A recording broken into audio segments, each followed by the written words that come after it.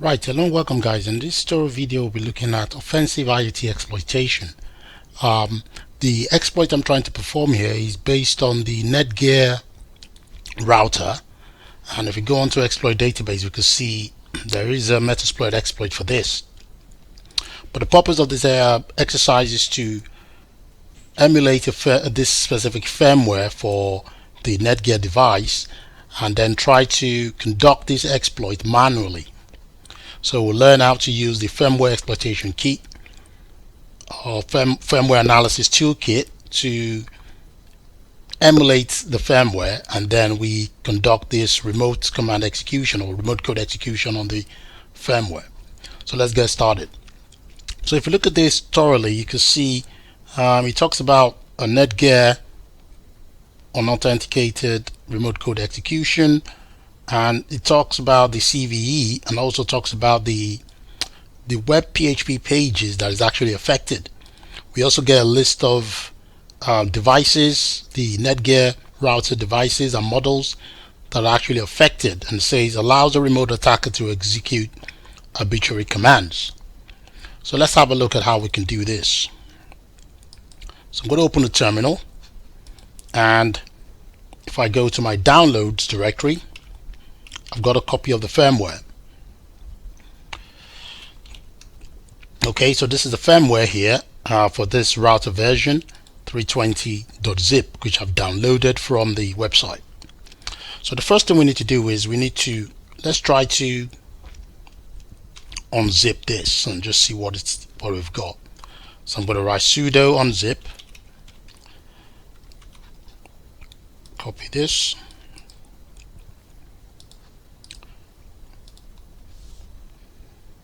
and just unzip.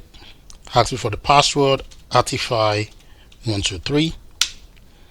Okay, and if we then have a look now, we've got the firmware in the tar file with the tar extension. So I'm going to use sudo tar xvf and untar this firmware. Okay, so now if we have a look in this directory, now we have this is the firmware binary. We can confirm this by doing running file against it to see what sort of file it is, and it says it's a regular file, no permissions. So what we could do here is we could use a tool called binwalk. So I'm going to do sudo binwalk -me, paste in the binary, click on enter, and now when we do a list we see the extracted folder for this squash root fs squash fs. So we can go into this directory now and have a look at the firmware. So cd into that directory, do a list, we go into squash fs root, less, and you can see this is just a typical Linux mounts or Linux directories that I've got here. So we've got root, we've got temporary, we've got var. So the one we're interested in is in the var directory. So let's go to var, do a list, there's nothing in var. Let's go back, let's have a look at the user directory, usr, do a list, and I'm looking for the www directory. So it's not in var. Let's have a look at somewhere else. So we'll do a list. Let's look at let's go backwards. Let's have a look at the home directory. So in the home directory we've got www, that's what I'm looking for. Do a list, and there we have all of this PHP files. If you remember in the exploit database, let's make this a bit bigger, it says this remote code execution affects this pages. So we're just going to go for this board data www.php, which is one of the files we've got here. So let's clear screen and cat that file just to try to understand what's going on. So if you look through this file properly, you will see that the PHP file begins here, and we've got these two commented out code. However, the vulnerable code actually exists here. So we've got this exec is a Windows system command, and we've seen that the MAC address is actually passed within this system shell. So it means that this MAC address input, so if a user is asked to supply a MAC address, we can append commands to this, because this MAC address is actually being executed using a system command. So it's actually vulnerable to code execution. So let's have a look at this. So I'm just going to clear screen again. So we could go out of this directory and cd back again, cd cd so we are in this home OIT directory. So if we do a list, we have the tools directory, so we're going to the tools, and then if we do a list, we find the Firmware directory, so we move into that directory. So what we want to do now is to emulate this firmware and try to exploit it. So within this now, we have the FatPy script, and this is the script we're going to use to emulate the firmware. So I'm going to open another window here, and I'm going to cd into downloads, where we've got the firmware list. So our present directory here is downloads, and then we come back to the Firmware directory and we do sudo python fat.py, and we run that, and it says enter the name or absolute part for the firmware. So this is the absolute part for the firmware / WNAP320.zip, which is the file the zip file that's got our binaries and firmware. So I run that. It asks me what the brand of the firmware is. Netgear. Provide that, and then it would try to emulate the firmware. So let's just wait for it. He asks me for the password. The password is Firmware, so I'm just going to type in Firmware. He asks me for the password again, Firmware. One last time, Firmware.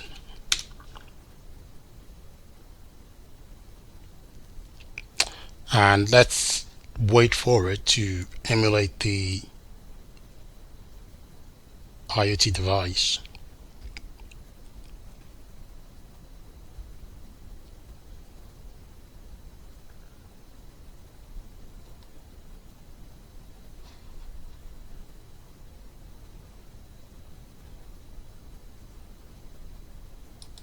Okay, so now we see it's done, and then we've got this IP address. So this is the IP address where the firmware should be running. So I'm going to copy this, go on to Firefox, paste in this, click on enter. Says no problem, so we could just refresh that.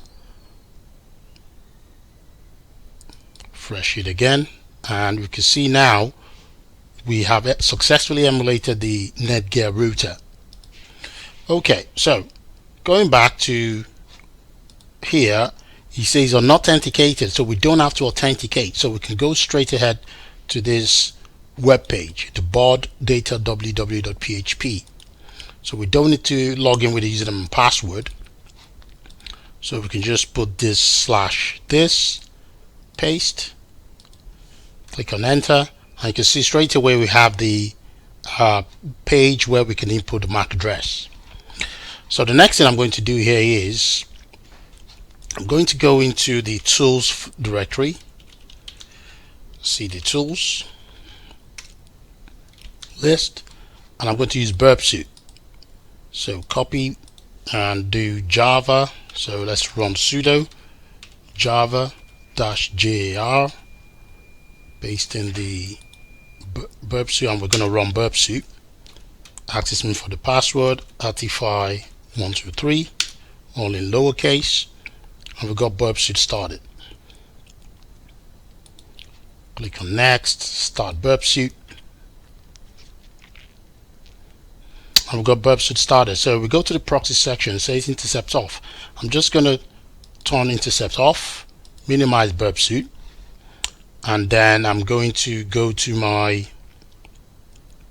so here if we type in just a fictitious MAC address, so 1122334455, click on submit, nothing happens. Okay, but the idea is we could append, so if we do something like comma, we could actually append a command and execute it here. So let's try this out. So I'm going to open another terminal, and if I do ifconfig, you can see I got Ethernet 0, which is my IP address, but because I'm running an emulator, I actually have an IP address in the same subnet as the Netgear router. So you can see this is 0.100, I've got 0.99, so this is the IP address we're going to be using. So what I'm going to do here is I'm going to clear, I'm going to run TCP dump, so I'm going to do sudo TCP dump,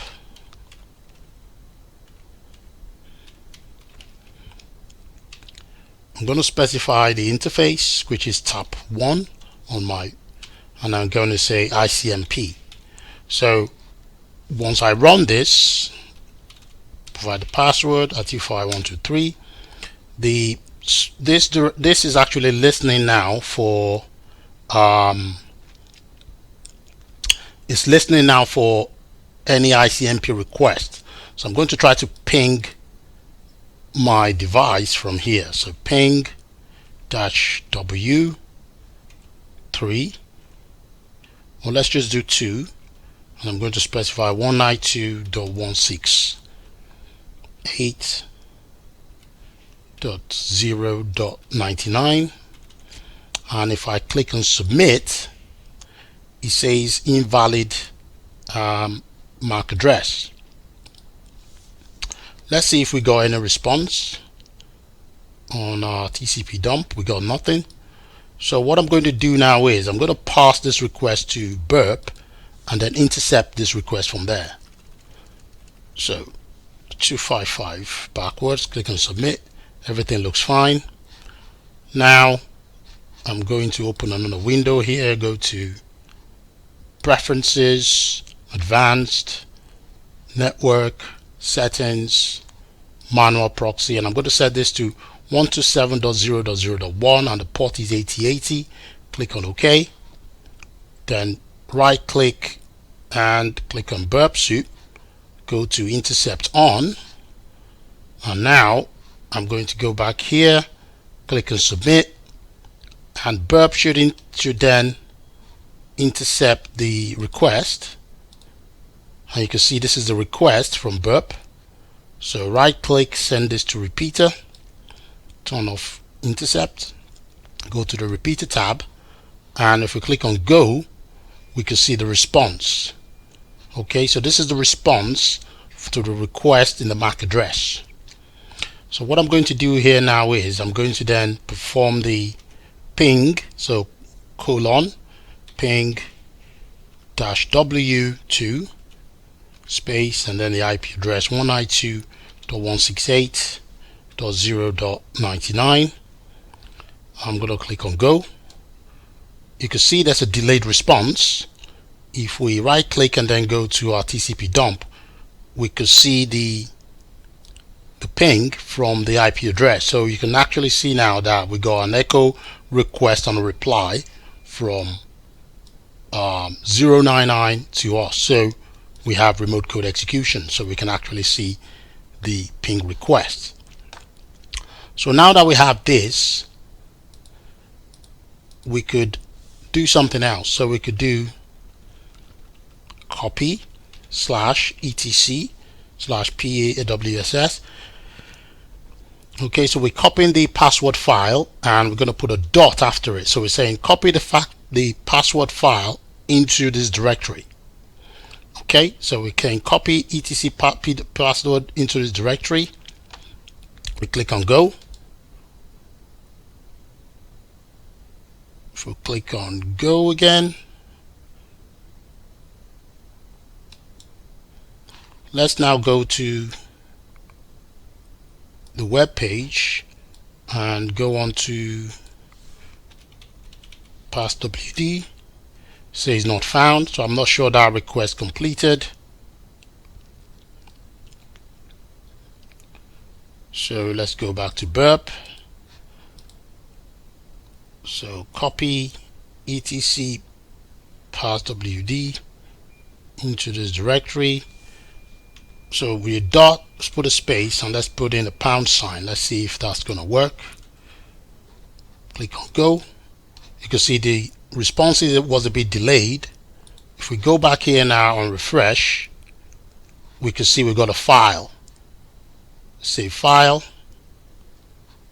I'm just going to save it, and if we open up this file, you can see we got the contents of the passwd file on the box. So we've got root, admin, that. So now we can copy files. So how do we get a reverse shell on this box? If we go back to, let's open another window, go back to CD downloads, ls, let's go back to this directory where we've got the firmware, copy that, paste, ls cd squash root list cd home cd www, or no, let's just cd backwards, clear screen. If we go into the bin directory, cd bin, so this is where you have all the binary commands. We try to see have we got wget. So we've got cat. I couldn't find wget here, so I'm going to leave this directory.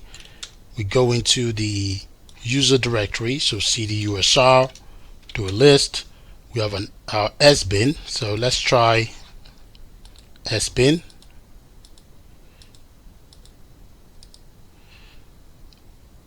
Where are we? Clear screen.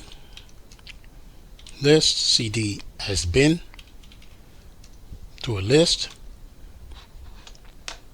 It's nothing, we don't have wget here. Let's go a bit backward and do cd bin, to a list. Because see here we have the wget command, so it means we should be able to pull down files onto this router. So we'll go back to burp soup. What we have to do now here is we could download a file and try to execute the file. So I'm going to go back to here and I'm going to search for PHP reverse shell GitHub. Going to go to Pentest Monkey. This is a reverse shell. Click on raw. Going to copy this file, the contents. Going to go in here. Going to cd out of here. List, clear, cd tools, and I'm going to do sudo nano exploit.php. Type in the password. Going to paste this here. Gonna go to the top. You can get rid of all of this, so Control K, delete all of this commented lines just to make the script smaller. I'm going to change my IP address to the IP address of my Attify box. So 192.168.0.99. I'm going to leave the port 1234. That is fine. Control X, yes, save. So I have this file here. So if I do which Python 3, I have Python 3, so I could do Python -m simple dot http dot server port 80. It says I don't have this module. Let's try Python 2, Python -m simple http server port 80. Permission denied, so we have to run sudo in front of that. So let's do sudo. It says address already in use, so let's try a different port. I'll try 8080. It says already in use. Let's try 8001. Okay, so we got a port that is not in use, so we've got 8001, which is fine.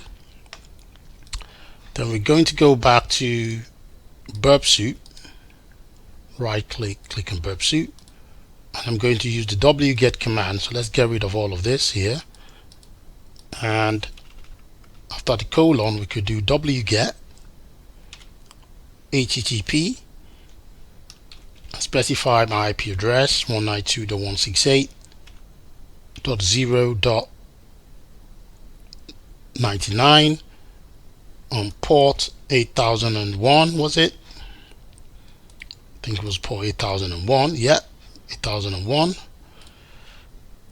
/exploit.php. So this is supposed to pull that file down from the web server, and hopefully we'll be able to then execute this on the box. So before that, I'm going to open another window where I could catch my reverse shell. So netcat nv lp, the listening port is 1234. We have the listening port. Click on go. See, we have a bit of delay there, so hopefully the file's been downloaded. We can confirm. If we go here, we can see the get request, so the file was actually pulled down. Now if we go to the Netgear and type exploit.php, click on enter, we have this connection, and that's because if we go to our shell, we have a remote shell. So we have a shell on the box. So I could do uname -a to confirm, and you can see we got sort of Linux Netgear. So we actually have remote command on the box. If we do list, we can see we have remote code execution on the box. We've got a reverse shell on the box. So if I do who am I'm root, and that's because now I have reverse shell on the box. So I hope you've learned from this. We're able to emulate the Netgear router. We then manually exploited the remote code execution vulnerability in order to get a reverse shell on the box. So I hope you've learned a lot from this on how to emulate firmware and also exploit a vulnerability on it. So thanks for watching. I shall see you next time.